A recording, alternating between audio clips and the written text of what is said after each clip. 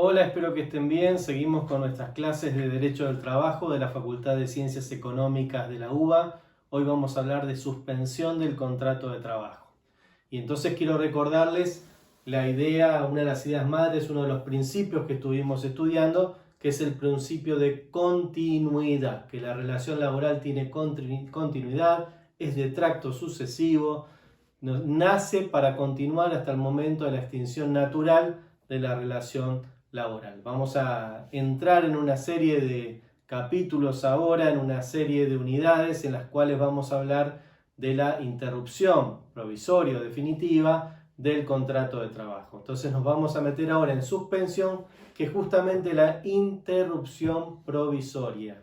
El contrato de trabajo pierde por un momento temporal determinado alguno de sus efectos, el efecto principal, justamente, que es la prestación laboral, y la contraprestación principal, que es, en algunos casos, ahora lo vamos a ver, que es la remuneración, pero se suspende por un tiempo determinado, es una interrupción transitoria porque el contrato sigue vigente. El principio de continuidad de la relación laboral no se ve finalizado por una suspensión. Justamente la suspensión es una manifestación de la continuidad, porque se suspenden los efectos por un momento determinado para que tenga continuidad. No es una suspensión para finiquitar, sino es una suspensión para que, superado el motivo por el cual se justifica la causa por la cual se aplica esa suspensión, se retome la normalidad con la continuación de la relación laboral.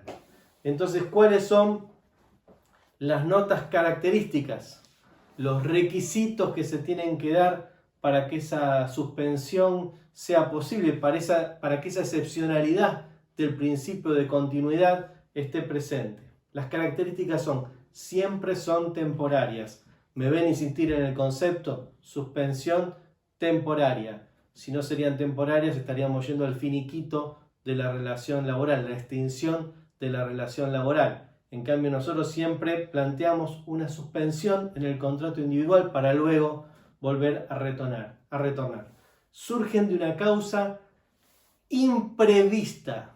Ni el empleador ni el trabajador prevén la situación que justifica la suspensión, porque si podían preverla, tenían que resolverla para que no se produzca y efectivamente no tengamos que operar la suspensión. Siempre hay que prevenir esa situación. Por ejemplo, una enfermedad no se puede prever esa enfermedad. Sí se puede tener una actitud preventiva de salud, pero la inminencia no la podemos manejar. O el incumplimiento de un trabajador también, que es una manifestación que habilita la suspensión, tampoco se puede prever. O la fuerza mayor, la causa por fuerza mayor, tampoco se puede prever. Pueden o no devengar salario, porque vamos a tener, como vamos a ver ahora, la suspensión por motivo de enfermedad mantiene habilitado el pago del salario, ¿sí? Se suspende la relación laboral porque el trabajador está en una situación de enfermedad, pero se le sigue abonando el salario, se le sigue pagando la remuneración. En cambio, como vamos a ver ahora, si la suspensión es disciplinaria, ese tiempo en el cual el trabajador está suspendido no va a percibir la remuneración. Otras notas características. Siempre subsiste la prestación de conducta. Como no se disolvió la relación laboral, el vínculo sigue. Lo que no va a estar presente es la prestación laboral en sí misma. Eventualmente no va a estar presente el pago de la remuneración, pero el resto de las conductas que se deben el empleador al trabajador y el trabajador al empleador siguen subsistiendo, porque la relación laboral sigue viva durante el periodo de la suspensión. ¿Se computa o no la antigüedad? Va a haber causales, enfermedad, por ejemplo, en la cual se computará el tiempo como antigüedad, y va a haber causales, por ejemplo, la sanción disciplinaria, en la cual no se computará por antigüedad. Y siempre subsisten los derechos indemnizatorios, o sea, la suspensión no es la antesala del despido, la suspensión no es la antesala del finiquito. al revés, la suspensión muchas veces se da para que no se produzca justamente el fin de la relación laboral. Entonces siempre subsiste el derecho indemnizatorio. No es que un trabajador sea suspendido no quiere decir que haya perdido su derecho a la indemnización justa que prevé la ley. ¿Cuáles son las principales causas de la suspensión? Algunas ya las vimos en otras unidades, entonces no la vamos a volver a ver ahora. Accidentes y enfermedades inculpables, lo vimos en la unidad anterior. Licencia por maternidad, lo vimos en la unidad anterior. Excedencia de la mujer, lo vimos en la unidad anterior. Y lo que vamos a ver ahora es causas económicas, disciplinarias y suspensiones preventivas. Y por otro lado, el desempeño de cargos electivos o representativos en asociaciones sindicales. Recuerden que en el caso de la mujer embarazada, tiene una licencia por maternidad de 45 días o 30 anterior al nacimiento, a la fecha probable de parto, y de 45 o 60 días posterior, y que hay una prohibición de trabajar y que se suspende ahí la relación laboral y la trabajadora percibe la asignación por maternidad. Les hago remisión a lo que vimos. Y la excedencia es el periodo de 6 meses que por voluntad propia la mujer puede tomarse, que funcionan de alguna manera como una licencia sin goce de haberes, una suspensión del contrato de trabajo, en donde no va a percibir su salario, pero va a tener derecho luego a la conservación del puesto de trabajo si es que decide reintegrarse pasado el tiempo de la excedencia. Ya lo vimos esto, pero quería refrescarles la memoria. Entonces, hoy nos vamos a concentrar en las otras causas. Primero, causas económicas y causas disciplinarias. ¿Qué cosas tienen en común? Que es una decisión unilateral del empleador. Es el empleador el que toma la decisión en ambos casos y que se suspende en ambos casos también el abono de la remuneración. O sea, es una suspensión sin prestación laboral y sin abono de la remuneración por decisión unilateral del empleador. Por decisión unilateral del empleador, pero no quiere decir esto que no sea sin causa. Es una decisión que debe ser causada, debe fundarse en justa causa. Hay un trípode obligatorio de elementos que son esenciales para ver esta situación de las suspensiones por causa económica y disciplinaria. La primera es la justa causa. La segunda, tener plazo fijo. Y la tercera, ser notificada por escrito. Vamos a establecerlo acá. Justa causa es la falta o disminución de trabajo no imputable al empleador o razones disciplinarias o fuerza mayor debidamente comprobada. La justa causa tiene que establecerse sobre la base de que el empleador haya actuado como un buen hombre de negocio. La empleadora como una buena mujer de negocios, utilizando un lenguaje y terminología inclusiva. O sea, debe haber realizado las cosas bien, planificado bien, invertido con criterio. Y así todo sucedió un acontecimiento como producto de una situación de mercado, como producto de una situación de comercio exterior, como producto de una situación de fuerza mayor que no se podía prever actuando como un buen hombre o una buena mujer de negocios, y que eso genere la imposibilidad de desarrollar la producción y por tanto tenga la necesidad de suspender el trabajo del trabajador, la prestación del trabajador, porque no puede movilizar la producción de su actividad. Voy a volver sobre eso en un ratito. Plazo fijo. No se suspende por tiempo indeterminado. Se suspende por un plazo fijo, un plazo concreto. Y la ley, como vamos a ver más adelante, la ley de contrato de trabajo, para cada tipología de suspensión establece un tiempo máximo para aplicar la suspensión. Más de ese tiempo no se va a poder aplicar la suspensión. Y la notificación debe hacerse por escrito, por telegrama, por carta documento, por alguna forma inconfundible de notificación por parte del empleador al trabajador. Justa causa, tiempo determinado, plazo fijo y notificación por escrito son los 3 elementos que no pueden faltar. Si faltan, me adelanto, el trabajador se podrá declarar despedido por injuria. El incumplimiento de cualquiera de estos 3 requisitos habilita que el trabajador se declare despedido por injuria, como vamos a ver un poco hoy y más detalladamente en la clase de la próxima unidad. Suspensiones por causas económicas.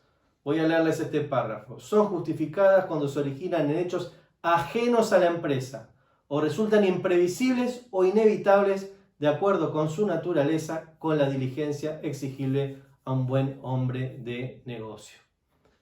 Cuando se originan hechos ajenos a la empresa, ¿sí? Por ejemplo, la empresa necesita insumos importados y el gobierno toma la decisión de un momento a otro de cerrar la importación de ese tipo de productos, sin causal aparente y sin la posibilidad de que la empresa tomara esa previsión. Bueno, en ese caso, la empresa no va a poder producir. Entonces va a poder justificar la suspensión de los trabajadores hasta tanto como un buen hombre de negocio, como una buena mujer de negocio intenta destrabar la situación de los insumos, sea reemplazando el proveedor de procedencia, sea generando un proceso de sustitución de importaciones para darle continuidad a la empresa. O razones técnicas. Tal vez hay una situación técnica que no se pudo prever en la empresa, que se tomaron los recaudos de mantenimiento adecuado y así todo surgió un inconveniente que hace que la producción se tenga que detener por una cuestión técnica de la maquinaria que se utiliza en esa producción determinada hasta tanto se resuelva. Pero ojo, no puede ser imputable el desperfecto técnico a la inconducta del empleador que no hizo el mantenimiento que tenía que realizar. Espero que se entienda el concepto. El empleador tiene que actuar conforme sus obligaciones, como un buen hombre de negocio, como una buena mujer de negocio. Tiene que cumplir con los requisitos de mantenimiento. Si así todo se produce un desperfecto que no puede resolverse en forma inmediata, podrá habilitarse la justificación, la justa causa, para habilitar la suspensión. Y después, efectivamente, una cosa es la falta o disminución de trabajo que se puede sobrevenir, en función de estos casos que les acabo de explicar.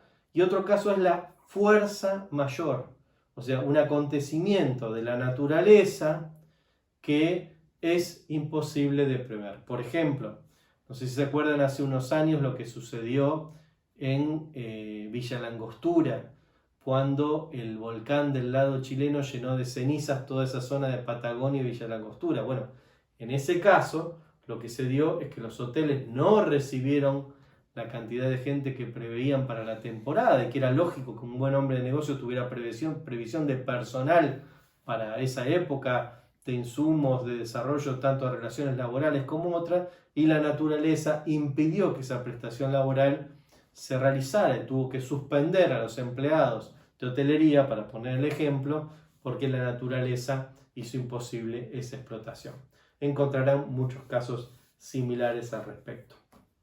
También la ley de contrato de trabajo expresa que en el caso de suspensiones por falta o disminución de trabajo o de fuerza mayor, las suspensiones tienen que tener una priorización de que primero se van a aplicar la suspensión al personal más reciente y luego al personal más antiguo. O sea, el orden es primero el más reciente, después el más antiguo, y entre el más reciente, entre los últimos 6 meses de antigüedad, se va a aplicar la suspensión primero a aquellos que no tengan carga de familia. De alguna manera, la ley segmenta para tratar de proteger a los más antiguos y con mayor carga de familia.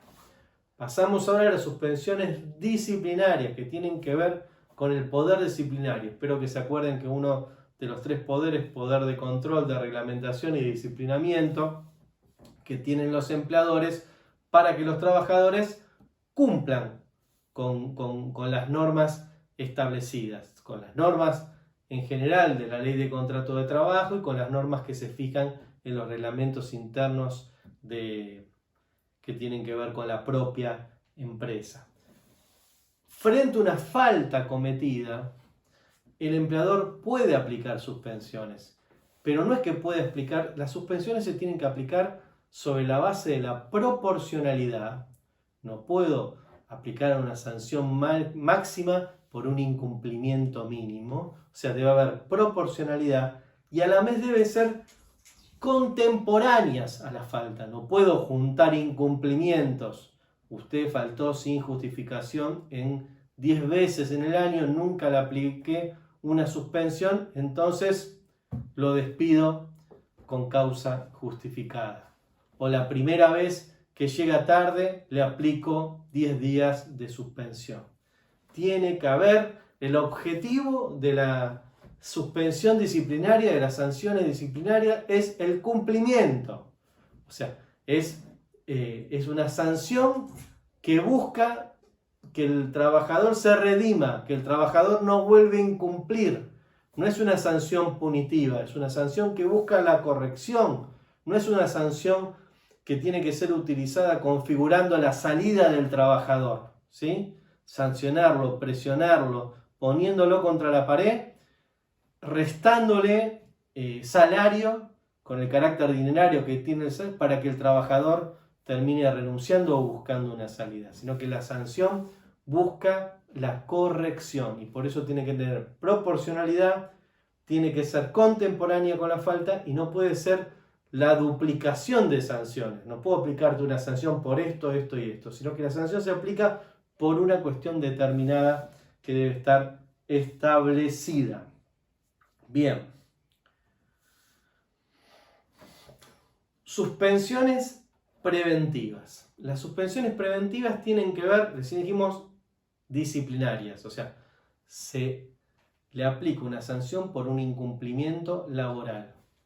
Después vamos a ver los incumplimientos que podemos tener, pero en principio los incumplimientos son inconductas. Conductas contrarias a lo que se debe realizar en el campo en el lugar de trabajo. Por ejemplo, una inconducta puede ser inconductas de cumplimiento de los horarios, sea llegadas tardes, sea faltas sin justificación, por supuesto. Inconductas pueden ser verbales, agravios leves, agravios graves, agravios a los compañeros de trabajo, agravios a los jefes, agravios a los clientes, a los terceros que se relacionan con la empresa. Un incumplimiento más grave puede ser la violencia física o moral que puede establecer un trabajador con relación a un subordinado, un jefe o un tercero en el marco de la relación laboral. Y ahí se aplican las sanciones. Ahora, la suspensión preventiva ya tiene que ver con el cumplimiento de un delito. Ya no estamos con un incumplimiento laboral, sino que aparece la figura de un delito que está en estudio en donde tiene que estar, que es en la justicia, ¿sí? Entonces, ahí se puede dar el caso de que un trabajador denunciado por una cuestión absolutamente externa a la empresa está sometido a un proceso penal y en el marco de ese proceso penal puede estar privado de la libertad, con lo cual opera una suspensión del contrato de trabajo, o puede estar en libertad pero siguiendo estando imputado de haber cometido un delito. Cuando la denuncia fue de terceros, el empleador puede tener el derecho de suspender sin goce de haberes la relación laboral. Ahora, distinto es cuando la denuncia que genera ese proceso penal la hace el empleador o es por un motivo que se dio en el marco del propio trabajo. En ese caso hay que ser más cuidadosos.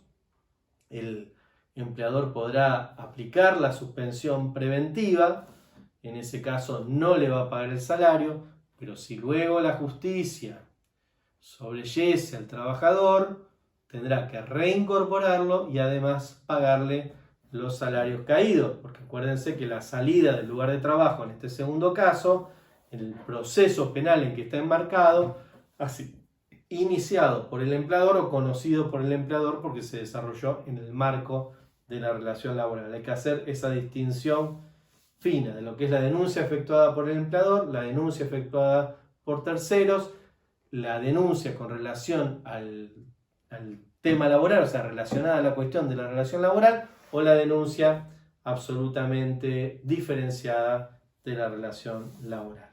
También existe la suspensión precautoria o cautelar, que no está normada específicamente en la ley de contrato de trabajo, pero que es de mucha utilización. En general, esta es una suspensión que se da en el marco de un proceso de investigación. En general, hubo un problema en la empresa, en un lugar de trabajo, y se abre una investigación. Entonces el empleador, mientras dura esa investigación en la cual se está analizando qué es lo que sucedió, porque no se tiene certeza, adopta la posición de suspender precautoriamente o cautelarmente a él o la o las imputadas, la palabra no es imputadas, me voy a corregir, las personas que están siendo investigadas en ese momento. Es una suspensión preventiva, es cautelar, se le tiene que seguir abonando el salario porque no es un proceso que está en la vía judicial todavía. Voy a poner un ejemplo. Se produjo un robo en un área contable de una empresa determinada. Entonces se va a hacer una investigación interna acerca de si alguno de los trabajadores y trabajadoras del área tuvo participación en ese robo. No se sabe, no se puede afirmar si tuvieron participación. Tienen que investigar si se abrió la caja de seguridad, quiénes tenían las claves de la caja de seguridad, tiene que haber una investigación interna, también una investigación judicial, efectivamente. Pero mientras tanto, la empresa puede o no suspender preventivamente ese grupo de gente hasta tanto se van tomando certezas, se van deslindando responsabilidades y mientras tanto le tienen que abonar el sueldo. Les dije que había plazos máximos establecidos, los voy a leer, es difícil aprenderse de memoria. Por falta o disminución de trabajo, 30 días, el máximo es 30 días. Por razones disciplinarias, el máximo es 30 días. Por fuerza mayor, el máximo 75 días. Y en conjunto, por algunas de esas razones, 90 días. El periodo se toma por año aniversario, o sea, no es el año calendario, 1 de enero, 31 de diciembre, sino que se computa desde la primera suspensión. Si lo suspendieron por primera vez el 15 de enero, no van a poder pasar de los 75 días por fuerza mayor al 14 de enero del año siguiente. ¿Se entiende? Se cuentan por año aniversario desde la primera suspensión. Bien, ¿qué más? Suspensión por cargos de desempeños de cargos electivos y gremiales. Acá estamos hablando de personas electas. Sea electas para un cargo del Poder Ejecutivo Nacional o del Poder Legislativo Nacional, provincial o municipal. Ahí ponemos una categoría. Soy electo presidente, ¿sí? Vicepresidente, senador, diputado nacional, orden nacional. Y en el orden provincial, gobernador, vicegobernador, senador provincial, diputado provincial. En el orden de la municipal, intendente o concejal de la ciudad. Hay otros cargos más, pero para ponerle. En ese caso, esas personas van a suspender su cargo durante el periodo que ejerzan el mandato, porque hay un mandato legal, ¿sí? Un mandato constitucional que se establece. En caso de un diputado nacional, es electo diputado nacional 4 años, desde el 10 de diciembre de tal año hasta 9 de diciembre de 4 años posteriores. Bueno, durante ese periodo se produce una suspensión de la relación laboral, en la cual el trabajador no va a prestar sus servicios, el empleador no le va a pagar su remuneración, subsisten el resto de los compromisos y el trabajador, una vez que finalice su mandato electoral, se va a reintegrar a su puesto de trabajo o tendrá que renunciar, ¿sí? Con los cargos sindicales pasa lo mismo.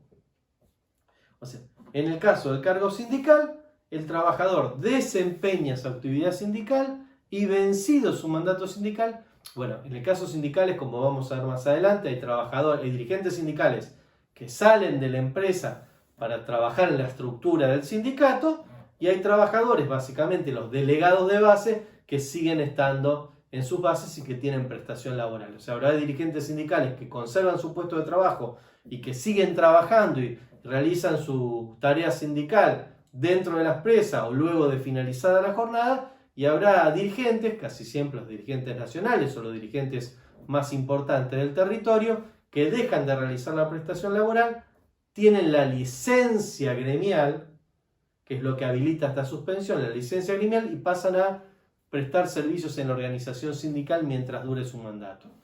Cumplido su mandato, se tienen que reintegrar antes de los 30 días después de concluida su mandato legal, y en ese caso vuelven a cumplir tareas y vuelven a tener la remuneración. Se suspende el contrato de trabajo mientras dura el mandato gremial.